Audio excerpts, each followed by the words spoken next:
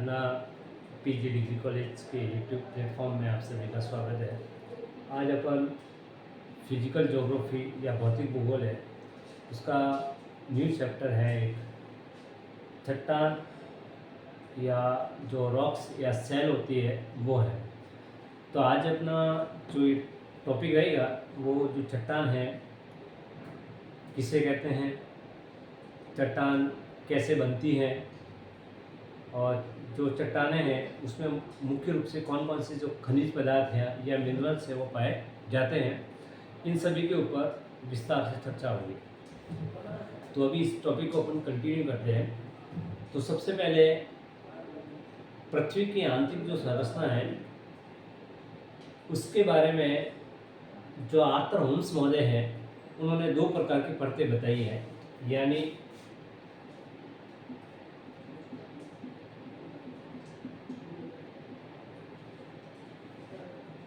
Arthur Holmes महोदय ने जो पृथ्वी के आंतरिक भाग है उसमें दो प्रकार की परतें बताई है। जो पहली परत है इन्होंने क्रस्ट मानी है। क्या मानी है? क्रस्ट। इस क्रस्ट का जो निर्माण होता है आर्थर होम्स के अनुसार वो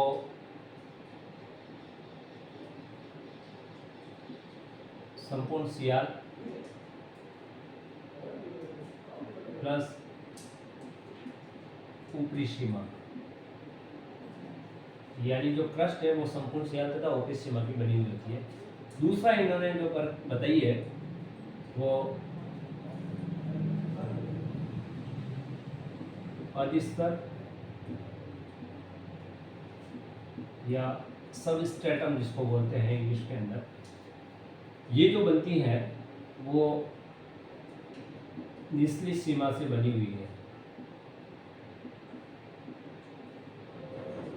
अगर आर्थर होम्स की बात पे विचार करें तो अपन ये मानते हैं कि क्रस्ट का जो ऊपर उठा हुआ भाग है वो अपना क्या होता है, स्थल मंडल कहलाता है। क्या कहलाता है? यानी अगर अपन ये बात करें कि जो चट्टान है वो अगर स्थल मंडल में पाई जाती है तो स्थल मंडल क्या है, तो आर्थर होम्स ने ये बताया है कि जो क्रस्ट है, क्रस्ट का जो ऊपर उठा हुआ भूभाग होता है उसी को अपन बोलते हैं स्थल मंडल, जिसको इंग्लिश के अंदर बोला जाता है लिथोस्फीयर। अब ये जो लिथोस्फीयर है इसमें जो लिथोस शब्द है, इस लिथोस का अर्थ होता है चट्टान या चट्टानी मंडल। तो कुल मिलाकर जो स्थल मंडल है वो चट्टानों का बना हुआ है, इसीलिए जो स्थल मंडल है उस जगह अपन इंग्लिश के अंदर लिथोस्फीयर शब्द भी अपन उपयोग में लाते हैं। तो कहने का मतलब है स्थल मंडल है वो चट्टानों से बना हुआ है, इसीलिए ही स्थल मंडल को चट्टानी मंडल या लिथोस्फीयर बोला जाता है, जिसका अर्थ होता है लिथोस का अर्थ होता है चट्टान और स्फीयर का अर्थ होता है मंडल। तो ये लिथोस प्लस स्फीयर है, इस दोनों से मिला लिथोस का अर्थ होता है चट्टान और स्फीयर का अर्थ होता है मंडल। तो ये चट्टानी मंडल है जिसको अपन स्थल मंडल, अभी स्थल मंडल है वो क्रस्ट का जो ऊपर उठा हुआ वो भाग है उसी को अपन स्थल मंडल मानते हैं। फिर अगर अपन ये बात करें कि चट्टान है, जो चट्टानी शब्द है, जो रॉक्स है, ये एक विस्तृत शब्द है, बहुत गहरा शब्द है, बहुत एक विस्तृत शब्द है जिसको अपन कह सकते हैं। तो देखिए, चाहे आप जियोलॉजी पढ़ो या ज्योग्राफी पढ़ो, भूगर्भ शास्त्र या भूगोल, इन दोनों विषयों के अंदर जो चट्टान शब्द है उसका एक विस्तृत अर्थ में उपयोग में लिया जाता है। तो देखिए, अगर अपन ये बात करें कि अब चट्टान है तो चट्टान की क्या परिभाषा होगी, चट्टान अपन किसे कहेंगे? जैसे एक ग्रेनाइट है एग्जाम्पल के लिए, तो ग्रेनाइट क्या चट्टान है? हो भी सकती है और वास्तव में है। दूसरी तरफ अपन लिखते हैं जैसे चूना पत्थर है या कोई रेत है या स्लेट है, तो वो सभी अपने भूगोल के अंदर या भूगर्भ शास्त्र के अंदर वो एक चट्टान है उसको इंडिकेट करता है। तो अब कुल मिलाकर भू प्रॉपर्टी के समस्त पदार्थ हैं उनको अपन चट्टानों के अंदर सम्मिलित करते हैं, यानी भू प्रॉपर्टी के अंदर पाए जाने वाले समस्त जो पदार्थ है वो अपने लिए चट्टान है। चट्टान कोमल हो सकती है, कठोर हो सकती है, प्रवेशी हो सकती है, अप्रवेशी हो सकती है। तो जैसे अपन उदाहरण के लिए बात करते हैं तो भू प्रॉपर्टी के ऊपर जितने भी पदार्थ है उन सभी वो अपने लिए एक प्रकार के चट्टान है, चाहे वो कॉमन हो या कठोर हो, प्रवेशीय हो या अप्रवेशीय हो। अब अपन बात करते हैं जैसे ग्रेनाइट।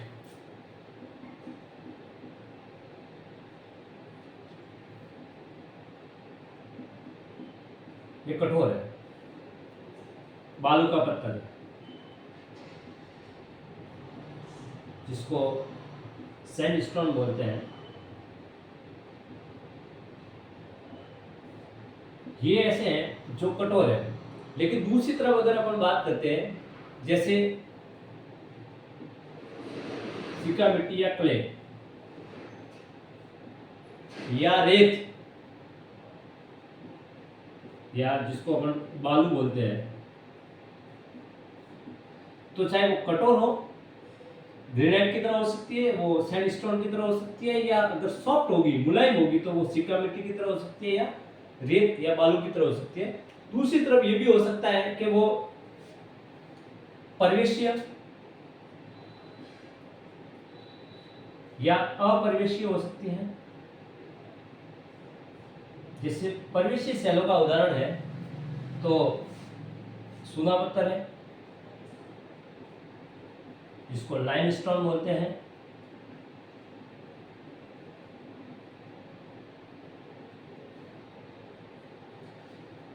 उसी तरह से सेल होती है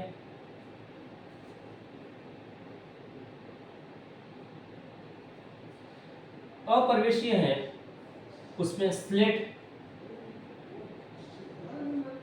अब देखिए, चाहे वो कठोर हो या कोमल हो, प्रवेशीय हो या अप्रवेशीय हो, ये सभी अपने लिए चट्टान कहलाती है या सेल कहलाती है। तो अभी आपको समझ में आ गया होगा, ऐसा कोई भी पदार्थ चाहे कोमल हो या कठोर हो या प्रवेशीय हो या अप्रवेशीय हो, सब अपने लिए क्या है, वो चट्टान है। अब देखिए, जो चट्टानों की रचना है या चट्टानों की जो बनावट होती है वो खनिजों से होती है, यानी चट्टानों का निर्माण होता है वो किससे होता है, खनिजों से मिलकर बनी हुई होती है। तो एक जो चट्टान होती है उसमें एक से अधिक जो खनिज है उनका मिश्रण हो सकता है। तो चट्टानें होती है वो एक से अधिक खनिजों का क्या होता है, मिश्रण होता है। अब इसमें देखिए, मुख्य रूप से जो चट्टान है, चट्टानों के अंदर जो खनिज पाए जाते हैं वो मुख्य रूप से 6 प्रकार के ऐसे जो खनिज है जो सर्वाधिक मात्रा में चट्टानों के अंदर पाए जाते हैं। उसमें पहला आता है फेल्सपार, दूसरा आता है क्वार्टजाइट, तीसरा आता है पाइरोक्सिस, और चौथा आता है एम्फीबॉल्स, उसके बाद आता है अब्रक और ओलिवियन। तो ये 6 ऐसे खनिज है, चाहे वो फेल्सपार हो, चाहे क्वार्ट्ज हो, चाहे पाइरोक्सिस हो, एम्फीबॉल्स हो, अब्रक हो और ओलिवियन हो, ये सर्वाधिक चट्टानों के अंदर पाए जाने वाले खनिज होते हैं। तो कुल मिलाकर जो चट्टानें हैं वो एक से अधिक खनिजों का क्या हो सकती है, मिश्रण हो सकती है। अब अपन बात करेंगे कि जो सेल होती है, इन सेलों की जो रचना होती है वो 2 रूपों में होती है। एक तो वो से सेलें हैं जो भू प्रॉपर्टी के ऊपर की ओर बनती हैं, और दूसरी वो सेलें होती है जो भूपृष्ठ या धरातल के अंदर वाले भाग में बनती है। तो अगर अपन भू प्रॉपर्टी के ऊपर वाले जो सेलों की बात करते हैं तो उसमें मुख्य रूप से आती है अवसादी सेलें, जिसको सेडिमेंट्री रॉक बोला जाता है। इस सेल का और नाम है, इसको अपन परतदार सेल भी बोलते हैं।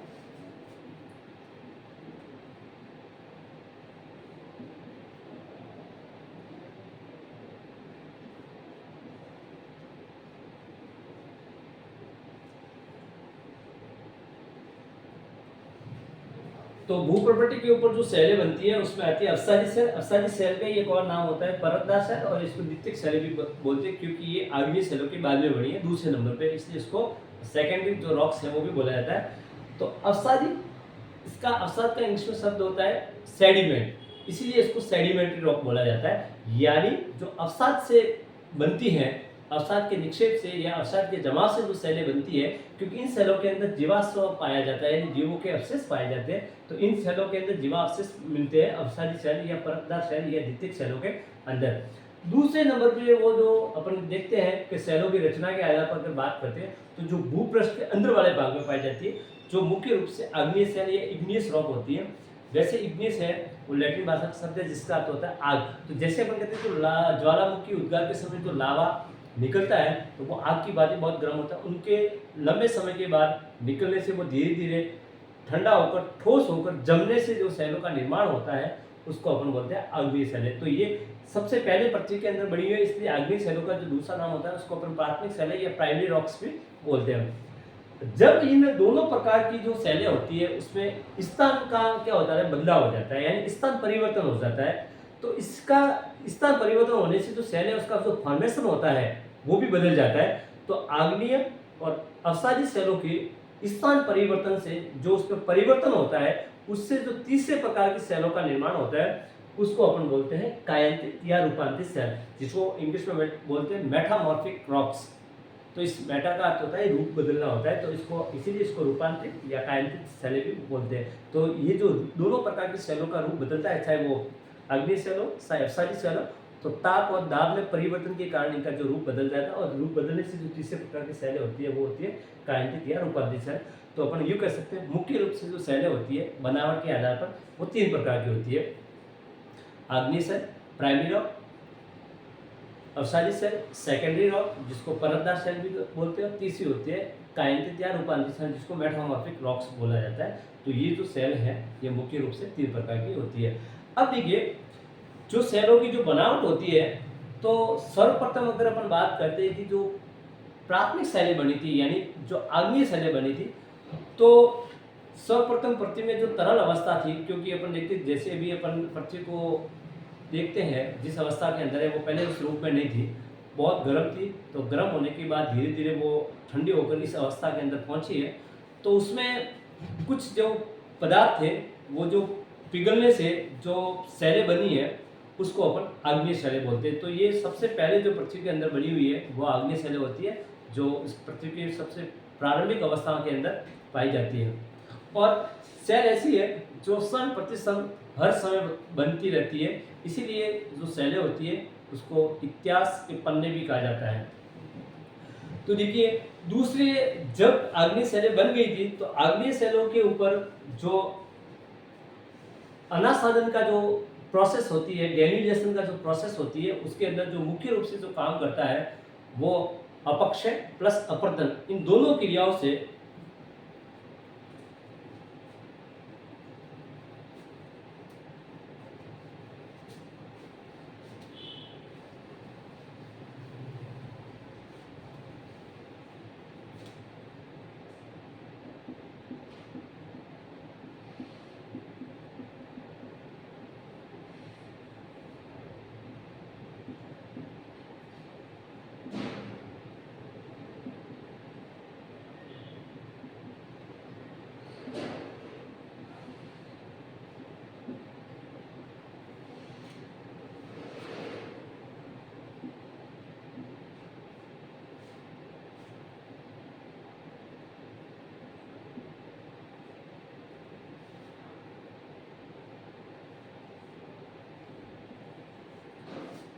प्रथम अवस्था में जो सेलें बनी थी पृथ्वी के आंतरिक भाग में वो आग्नेय सेलें बनी थी। जब इन आग्नेय सेलों के ऊपर अनाच्छादन की क्रिया या डेन्यूलेशन की जो प्रोसेस हुई उसमें मुख्य रूप से आते हैं अपक्षय प्लस अपर्दन, इन दोनों को सम्मिलित रूप से अपन अनाच्छादन बोला जाता है। तो इसमें जो अपक्षय होती है वो एक प्रकार की स्थैतिक प्रक्रिया होती है।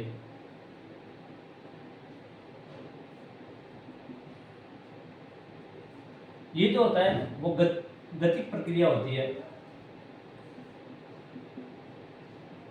या डायनामिक प्रोसेस होती है।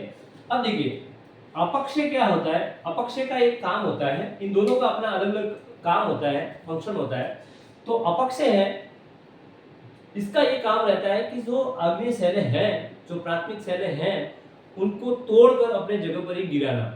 तो अब ये जो अपक्षय होगा, इस अपक्षय के भी अलग अलग प्रकार होते हैं। तो मुख्य रूप से जो आग्नेय सेल है उसके जो तोड़ने का जो काम करता है वो अपक्षय की क्रिया करती है। अपक्षय के 3 प्रकार होते हैं, भौतिक अपक्षय,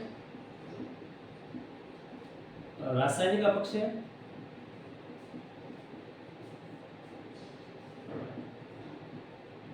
तीसरा आता है जैविक अपक्षय।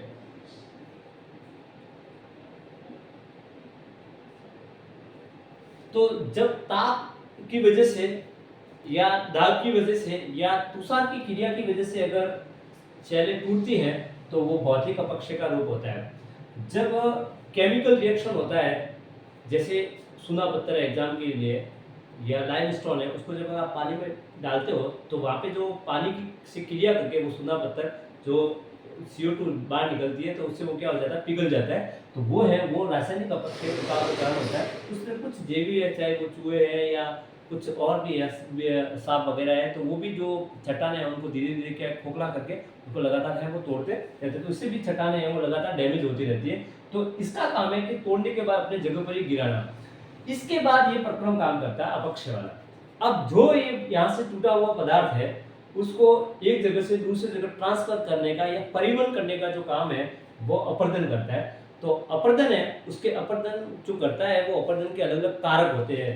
तो अपर्दन के जो कारक होते हैं वो 5 प्रकार के होते हैं।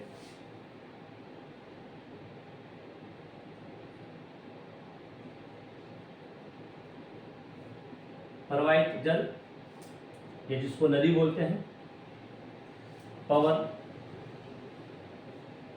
या जिसको वायु बोलते हैं, तीसरा हिमानी,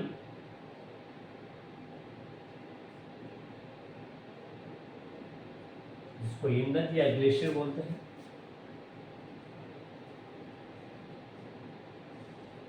भूमिगत जल, ग्राउंड वाटर, और अंतिम आता है लहरें या तरंगे। तो ये 5 है वो अपर्दन के कारक है। तो जो यहाँ से मलबा टूटता है वो अलग अलग एरिया के अंदर अलग अलग जो अपर्दन का कारक है वो काम करता है। अब देखिए जो आग्नेय शैलें थी वो अपक्षय से टूटी, अपर्दन के द्वारा एक जगह से दूसरी जगह उसका परिवहन किया गया। तो जब उसके बाद निक्षेप के द्वारा जो पदार्थ यहाँ से निकला है उसको धीरे धीरे वो जमा होगा, जमाव को अपन निक्षेप बोलते हैं या निक्षेपण। तो अवसाद होता है या जो सेडिमेंट होता है जो अपक्षय से परिवहन के द्वारा एक जगह से दूसरी जगह ले जाकर जमा किया जाता है, उसके जमा से जो शैलें बनती है उसको अपन बोलते हैं अवसादी शैलें। अब इसमें क्या है, जो अवसाद होता है वो लेयर बाय लेयर जमा होता रहता है, तो इसीलिए उसको अपन परतदार जो शैल है वो भी बोलते हैं। तो अवसाद आग्नेय शैलों के टूटने के बाद जो आग्नेय शैलों से जो मलबा आता है उससे जो अवसाद आता है उससे जो शैलें बनती है वो अवसादी शैलें होती है या सेडिमेंट्री रॉक होती है। जब ये बन जाती है उसके बाद जो तीसरे प्रकार की जो शैलें होती है तो उसमें जो रूप परिवर्तन होगा इन दोनों शैलों का, और ताप दाब की वजह से जो मैन इसके अंदर जो फॉर्मेशन है वो बदलता है, इसलिए इसको कायनिक या रूपांतरित शैलें बोलते हैं। तो ये इसका एक प्रकार का जो बनने का एक जो प्रोसेस होता है वो रहता है। अब देखिए सेल जो निर्माण है वो सेलों के निर्माण में एक सक्रिय व्यवस्था देखने को मिलती है। यानी जो सेलें बनती है वो ऐसा नहीं कि एक बार बन गई दोबारा नहीं बनेगी, लेकिन इसके अंदर एक जो अपन कहते हैं साइकिल प्रोसेस होती है, सक्रिय अवस्था।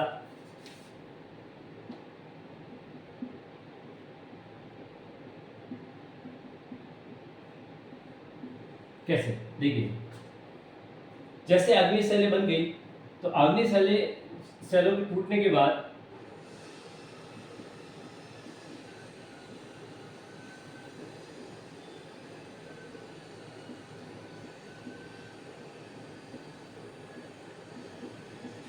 अवसादी, इसके बाद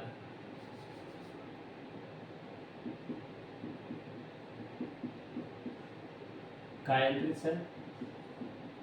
तो देखिए पहले ये बनेगी, इसके बाद वापिस इसका अपक्षय अपर्दन निक्षेपण होगा, उससे अवसाद बनेगा। जब या तो आग्नेय शैलों का रूप बनेगा ताप दाब की वजह से, और या फिर अवसादी शैलों का रूप बनेगा। तो ये तीसरे प्रकार की शैलें, ये शैलें भी वापिस जो फूट फूट करके वापिस जिस अपने फॉर्मेशन में आती है वो आग्नेय, तो आग्नेय से अवसादी, अवसादी से कायांतरित, वापिस ये जो आग्नेय शैलें वो बनती है। लेकिन एक इसके अंदर एक ध्यान रखना, जो कायांतरित शैलों का भी अगर रूप बदलता है तो उसको अति कायांतरण बोला जाता है, अति रूपांतरण बोला जाएगा। इसका मतलब यह है कि रूपांतरित शैलें भी वापस अपना रूप बदलती है तो उसको अपन किस नाम से जानेंगे, अति रूपांतरण बोला जाता है। तो अति रूपांतर के बाद ये प्रोसेस है वो लगातार अग्नि, अवसादी और कायंतिदार प्रत्येक एक किसी न किसी कॉलेज में सम प्रतिशत जो सेल है उनका निर्माण लगातार वो होता रहता है। और इसीलिए तो जो चट्टान होती है उसको पृथ्वी के इतिहास के पन्ने के रूप में जाना जाता है। तो यानी जो अगर आपको किसी भी जगह का भूगर्भिक इतिहास पता करना है, जियोलॉजिकली जो आपको टाइम पीरियड अगर आपको पता करना है, तो वहाँ से जो शहरों का फॉर्मेशन होता है उसका एनालिसिस करके अपन पता कर सकते हैं कि जो एरिया है वो कितना पुराना है या उसके अंदर कौन कौन सी जो घटना है वो घटित हुई है, उस शहरों के फॉर्मेशन से पता चल जाती है, उसका टाइम पीरियड वगैरह जो है। अब अपन ये जो है इस टॉपिक से आगे वाली जो पॉइंट है उसमें है कि जो सेलों का जो वर्गीकरण होता है वो कितने प्रकार से होता है उसको अपन पढ़ेंगे।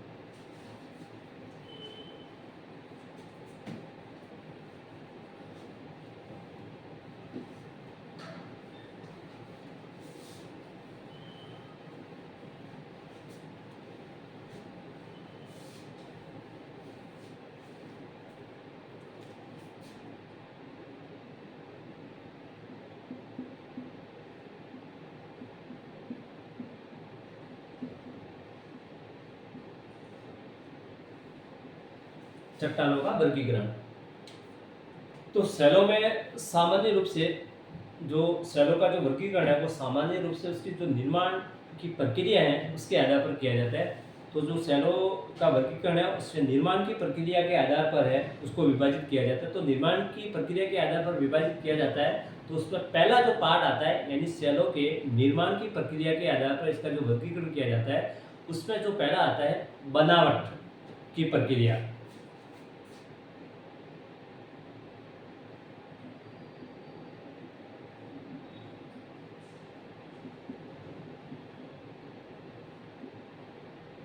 जिसको निर्माण की प्रक्रिया बोलो या बनावट की प्रक्रिया बोलो, तो चट्टानों की निर्माण की प्रक्रिया या बनावट की प्रक्रिया के आधार पर इसको मुख्य रूप से अपन 3 भागों में बांटकर अध्ययन करते हैं, जो सामान्य रूप से सेलों का मुख्य वर्गीकरण माना जाता है। यानी अपन यूँ कहते हैं सेलों का जो सामान्य वर्गीकरण होता है वो उसकी बनावट की प्रक्रिया के आधार पर होता है या निर्माण की प्रक्रिया के आधार पर।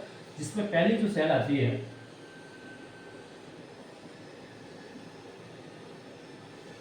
आग्नेय सेल, जिसको प्राथमिक सेल भी बोलते हैं।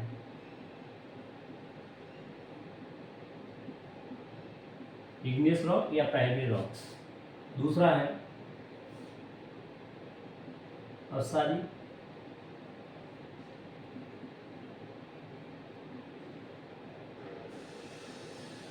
परतदार सेल, या इसको द्वितीयक सेल भी बोलते हैं।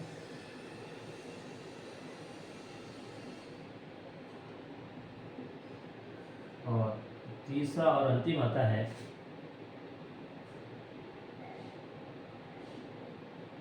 कायांतरित सेल,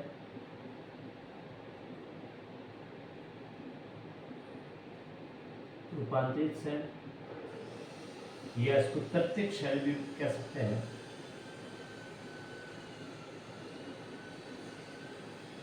तो जो सबसे पहले बनी है इसलिए इसको प्राइमरी, इसको सेकेंडरी, इसको टर्शियरी कहते हैं। ठीक है। तो अग्नि सेल, अवसादी सेल और कायांतरित सेल, ये जो चट्टानों का वर्गीकरण है वो उसके बनावट या निर्माण की प्रक्रिया के आधार पर है। अब देखिए आग्नेय जो सेल है वो जो बनती है ये पहले वाली मैग्मा या लावा। अगर जो तरल या गर्म पदार्थ धरातल से ऊपर की ओर आता है ज्वालामुखी उद्गार के समय, अगर ऊपर की ओर आता है तो वो क्या है, धरातल से ऊपर की ओर आता तब तो उसको अपन बोलेंगे लावा। लेकिन जब वो अंदर ही रहता है धरातल के अंदर तो उसको अपन बोलते हैं मैग्मा। तो लावा या मैग्मा है उसको जमकर ठोस होने से जिन सेलों का निर्माण होता है उसको अपन आग्नेय सेलें बोलते हैं। जैसे ग्रेनाइट, उदाहरण के लिए आग्नेय सेलों का उदाहरण है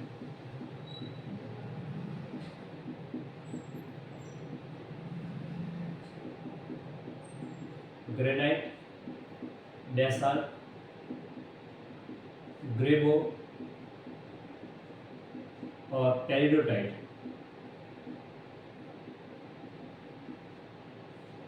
ये जो सेलें हैं वो आग्नेय सेलों का उदाहरण होती है। चाहे वो ग्रेनाइट है, चाहे बेसाल्ट है, चाहे ग्रेबो है या पेरिडोटाइट है।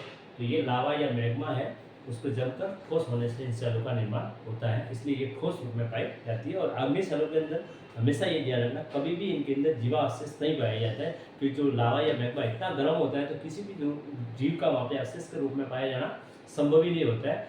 और दूसरी बात है, ये जो सेलें होती हैं वो दानेदार होती है, यानी रवेदार होती है, जबकि इन सेलों के अंदर कोई रवा वगैरह नहीं पाया जाता, इनके अंदर परतें हैं वो पाई जाती है। इनके अंदर रंध्र होता है, इनके अंदर रंध्र नहीं होता है। ये जब अपन आगे पढ़ेंगे, इसको जब डिटेल से पढ़ेंगे। दूसरी जो बात है वो है अवसादी सेल। अवसादी, अब इसमें क्या है, जो पहले प्रकार की जो सेलें हैं उसके ऊपर अपक्ष है, अपरदन या जो निक्षेपण, जो भी ये अलग अलग कारक है वो काम करके जिन सेलों का निर्माण होता है, और जो मुख्य रूप से यहाँ से जो अवसाद आता है, अवसाद के जमा से जो सेलें बनती है वही अवसादी सेलें हैं। तो इसमें मुख्य रूप से जो आती है कॉन्ग्लोमरेट अवसादी सेलों में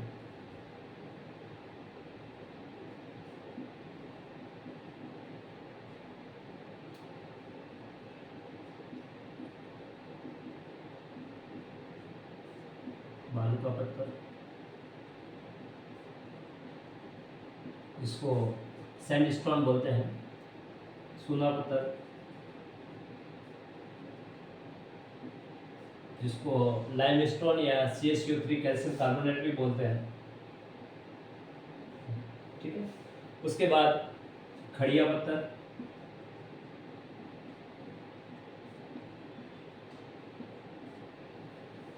और सिक्का मिट्टी। सिक्का मिट्टी का मतलब सॉफ्ट।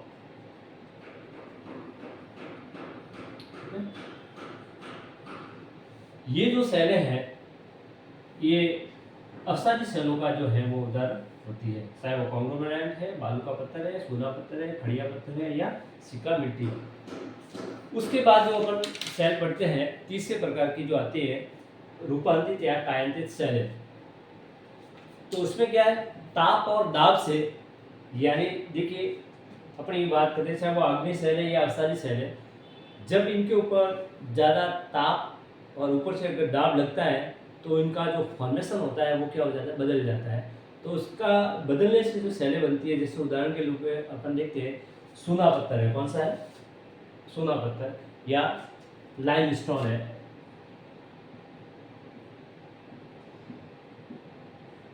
सूना पत्थर तो कैसी सेलों का उदाहरण है, अवसादी सेल का। लेकिन जब ताप और दाब से इन सेलों का रूप बदलता है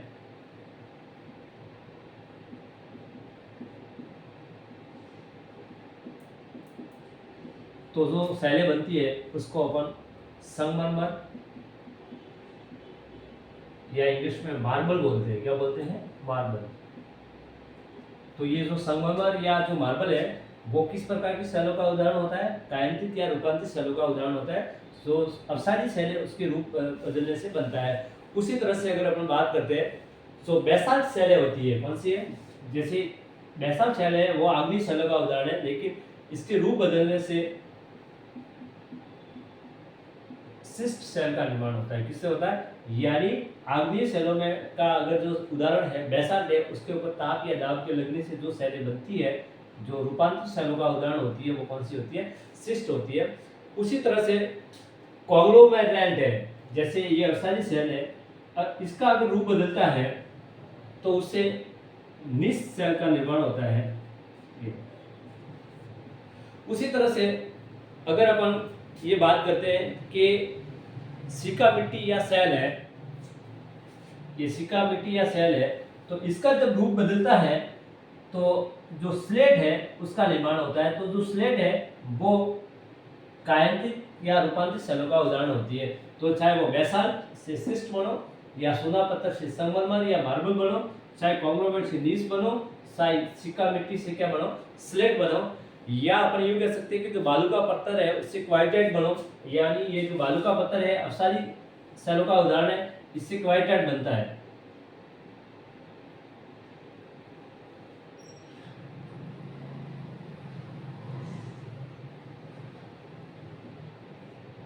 ये जो क्वार्टाइट बनता है ये एक प्रकार का ठोस पत्थर होता है, तो उसका भी निर्माण होता है वो बालू का पत्थर से होता है। और जो ग्रेबो है, क्या है ये ग्रेबो, जब इस ग्रेबो का रूप बदलता है तो सर्पेंटाइन बनती है, सर्पेंटाइट सेलों का निर्माण होता है। तो ये जब जिसके ऊपर ताप या दाब की जो क्रिया है उसके ऊपर लगती है, तो जो आग्नेय सेल है या अपसारी सेल है उनका रूप बदल जाता है, तो उसकी जो तीसरे प्रकार की सेलें होती है, मेटामॉर्फिक सेलें होती है, उसका निर्माण होता है। तो ये मुख्य रूप वर्गीकरण का सेलों का जो उसकी बनावट या निर्माण के आधार पर होता है, जो आग्नेय सेल है, अपसारी सेल है और कायंती सेल है। अगले जो अपना जब भी क्लास होगी तो अगर अपन जो आग्नेय सेलें हैं उनकी क्या क्या विशेषता होती है, इसके वापस कितने प्रकार होते हैं, उसको पढ़ेंगे। तब तक के लिए थैंक यू सो मच।